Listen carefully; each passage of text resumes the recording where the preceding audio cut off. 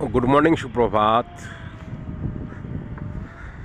শীতকাল গতকাল বেশ জমকিয়ে শীত পড়েছে, জমকিয়ে বললাম। আর দেখুন, একটা ঝিলের পাশে দাঁড়িয়ে আছি। ওদিকে প্রায় সুউচ্চ 30 মালা বিল্ডিং চতুর্দিকে। এর আগে এখানে একটা ভিডিও করেছি, তবু আজই করছি। এখানে দেখুন, নৌকা নিয়ে একজনা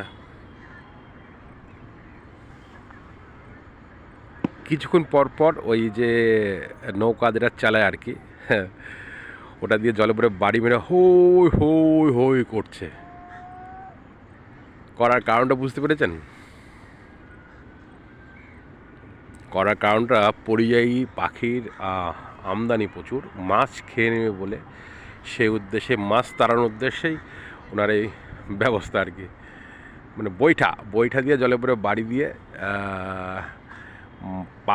পানকৌড়ি, বক, বিভিন্ন পরিযায়ী পাখির প্রচুর আমদানি। সেক্ষেত্রে হয়তো মাছ চাষে ক্ষতি হওয়ার আশঙ্কা মনে করেই এই ব্যবস্থা। কিন্তু আমাদের গ্রাম অঞ্চলে আমরা দেখেছি আপনার পুকুর ওপরে সাদা ক্যারি প্যাকেট টাঙিয়ে রাখে, মানে পাখিগুলো ভাবে যে বক ডেথ হয়ে ঝুলছে, এরকম একটা বিষয় থাকে। খুব সুন্দর একটা দৃশ্য মর্নিংয়ের। এদিকে শীতের ইমেজ কলকাতাতে বেশ জমকে পড়েছে বললাম ভাষাটা। কালকে ভালো শীত দিয়েছে, একটা কম্বলেই শীত রক্ষা হচ্ছে না।